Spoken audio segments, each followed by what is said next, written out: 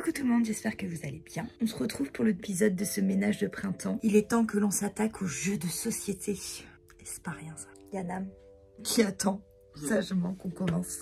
Je vais vous montrer l'ampleur des dégâts déjà. Là, il y a un tiroir. En soi, là, ça va. C'est à peu près humainement normal. Attendez la suite. Là, c'est une partie. Là, c'est une deuxième partie. Là, c'est une troisième partie et je crois même qu'il y a une quatrième partie. Non, je crois pas. Non? Non, je crois pas. J'espère pas. Oh, mon petit bonhomme de neige, je l'ai même pas sorti à Noël. Bah non. Il n'y a rien à faire là en plus. Ouais, oui. Non, enfin si, une maille de poker à ballon. Ah oui. Oui, pas ok, si en fait, il y en a encore là. Ouais. Bon, et ben... C'est parti. C'est parti pour tout sortir.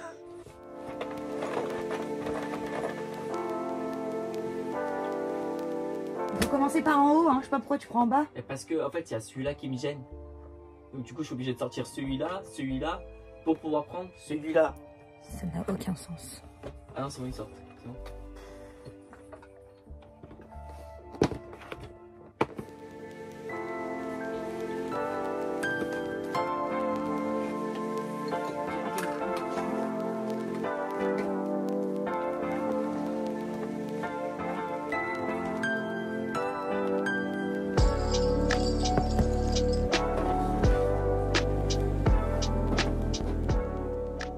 Là, j'ai mis tous les jeux de table avec le jeu de plateau. Il y a les mallettes de poker. Là, il y a tous les quiz. Là, il y a tous les jeux de cartes. Là, il y a tous les jeux de cartes, mais genre limite, blanc manger, coco, tout ça. Ça, c'est tous les escape games. Et ça, c'est tous les Villainous. Donc, on va déjà vider le tiroir là, encore. Checker qu'il n'y en a pas ailleurs, mais je pense pas. Au-dessus, il y a des jeux aussi. Il faudra les sortir. Il y a des jeux de cartes. On va essayer de tout sortir. Au moins, après, on pourra bien ranger et ranger logiquement. Les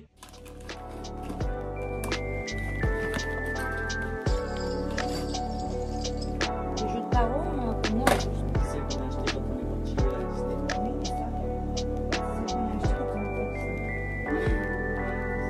Ah, mais ça, c'était en février et ça, c'était en décembre. Ouais. C'est bien, on a plein de cartes.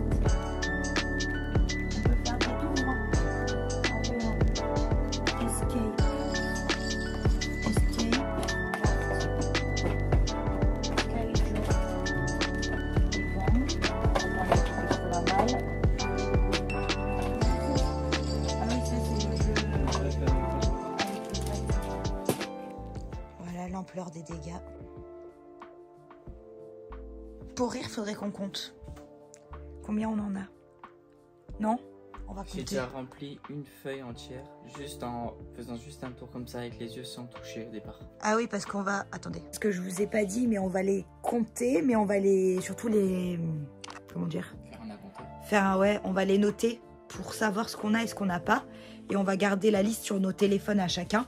Que si on doit acheter des jeux et qu'on n'est pas sûr, ben au moins on sait lesquels on a et lesquels on n'a pas. Parce que par exemple, les unlock, on ne sait pas toujours quelle boîte on a acheté, quelle boîte on n'a pas acheté. Les gros et les petits.